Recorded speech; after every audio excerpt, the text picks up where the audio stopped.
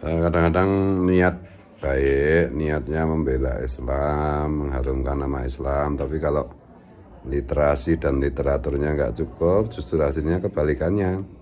Nah ini contohnya, ini surat edaran itu wali kota Padang yang melarang musisi live di bulan Ramadan. Tapi sebelumnya saya suka dengan satu opini ini, coba kita dengarkan bersama-sama ya. Ini opini yang menurut saya bagus. Kantor Wali Kota Padang didatangi para musisi dan pengusaha live musik yang rezekinya terampas. Mereka ramai-ramai mempertanyakan surat edaran itu karena merenggut rezeki para seniman. Mestinya sebelum membuat surat edaran, Pemkot berkoordinasi dulu dengan para musisi, karena peraturan tersebut berdampak langsung kepada mereka. Tapi di wilayah yang dikuasai PKS itu, corak religiositas memang terbilang lebay. Pasalnya, pada tahun sebelumnya peraturannya lebih longgar. Acara musik boleh dilakukan setelah tarawih. Logika menghormati orang berpuasa tidak bisa diterapkan, karena semua orang harus saling menghormati, apalagi para musisi itu juga orang yang berpuasa. Jadi, alasan klasik semacam itu tidak dibenarkan dalam logika. Surat edaran yang baru diterbitkan itu telah mematikan usaha mereka. Jika pada saat Ramadan, orang berharap dapat rezeki tambahan, mereka justru malah apes. Ini tentu tidak adil, padahal mereka juga warga yang harus dilindungi. Karena itulah mereka menggugat surat edaran tentang operasional usaha pariwisata selama bulan Ramadan. Karena surat edaran itu tidak mencerminkan rasa keadilan. Jika dicermati, surat edaran tersebut diterbitkan dengan tujuan yang agak absurd, yaitu agar umat muslim dapat khusyuk dalam beribadah. Padahal para musisi itu juga muslim, dan mereka juga menjalankan ibadah seperti muslim lainnya. Tapi dampak dari surat edaran memberatkan mereka. Para musisi dan pengusaha live music tidak mendapat pemasukan selama Ramadan. Apalagi nanti kalau masuk musim lebaran, pengeluaran tentu meningkat. Dan saat itu, para musisi di Padang justru malah mengalami masa paceklik. Karena itulah mereka mendesak Pemkot Padang untuk membuat kebijakan baru, supaya mereka tetap bisa bekerja selama Ramadan. Mereka memastikan kegiatan live musik tidak mengganggu ibadah, karena para musisi ini juga melakukan ibadah. Mereka juga tarawih seperti orang lain, dan baru memulai pekerjaan ketika salat tarawih selesai dilakukan. Surat edaran itu tidak masuk akal jika alasannya mengganggu orang ibadah, karena para musisi mulai live musik pada pukul 9.30 malam. Nah itu ya sebagian dari cuplikan opini yang bisa saya lihat di Cokro TV. Oh Cokro TV ya, Gus Fuad suka nonton ya, semua saya tonton gitu. Semua yang baik itu, semua yang benar harus kita bela, harus kita suarakan gitu loh. Nah ini tentu salah satu alasan mengapa saya juga bermain musik, saya bikin band, saya menciptakan lagu itu, bahkan sekarang sudah hampir 100 lagu. Itu ya karena begini, ini salah satu alasannya. Ini kan bermula dari fatwa tentang apakah musik itu halal atau haram.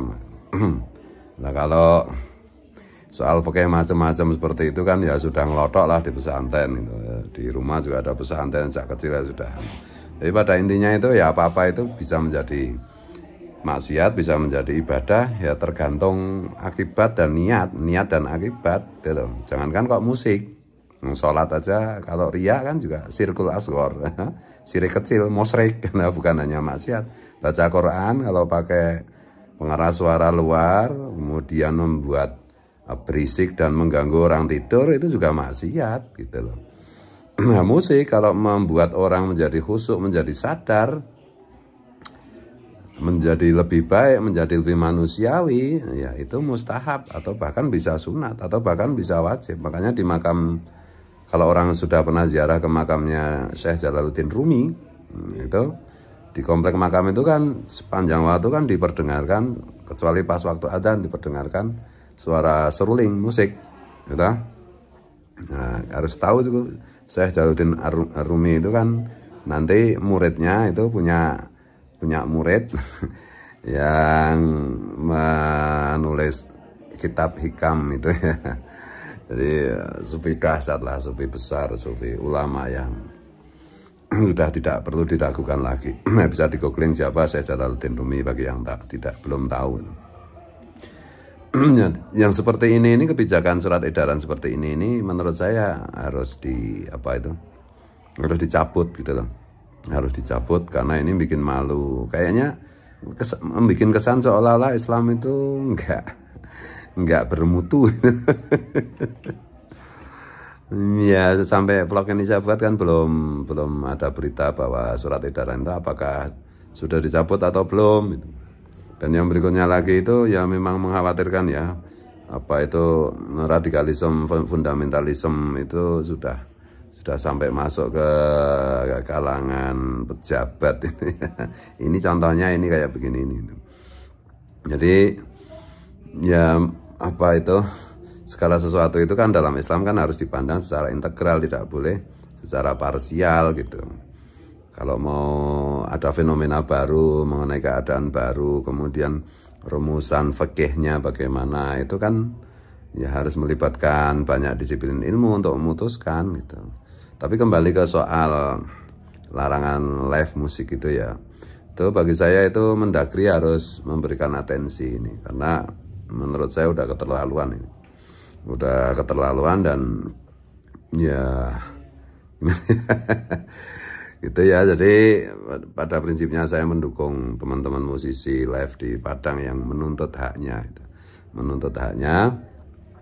Dan apa itu di bulan Ramadan itu marilah apa itu jangan merasa paling agamis. Oh ya, kemarin juga ada itu, ada orang apa, ada video di channelnya apa ya, channel Islam Nusantara itu, ada video di mana ada segerombolan orang itu apa melarang ibu-ibu pakai jilbab yang sedang jualan apa gitu, menceramai segala macam gitu, karena di bulan Ramadan jangan buka ini, kalau bukanya pas sahur atau pas menjelang buka itu. Kalau ada yang beli berarti kamu dosa lah ini. Aneh banget kan itu. Lah kalau yang beli itu musafir yang tidak punya kewajiban puasa, kalau yang beli itu perempuan yang sedang bulanan, yang sedang menstruasi, yang tidak wajib puasa. Kalau yang beli itu kebetulan sedang sakit atau punya keluarga yang sakit butuh makan, terus gimana? Ya kalau semua warung suruh tutup itu terus gimana? Nah gitu loh. Jadi ya begitulah. Sejak dulu kan para ulama sudah berpesan, kalau nggak ngerti bener soal agama itu nggak usah banyak gaya lah. Jangan melarang-larang kayak gitu. Apa di zaman Rasulullah ada kayak gitu? Kan nggak ada. Bid'ah itu namanya. Itu ya, mari kita sebagai orang Islam lebih cerdas lah memahami agama. Mayuridillahu bi khairan yufaqihu fiddin. Kalau Allah menghendaki seseorang itu menjadi lebih baik, cirinya itu yufaqihu fiddin. Oleh Allah dibuat cerdas, memahami agama dengan cerdas, bukan konyol-konyolan.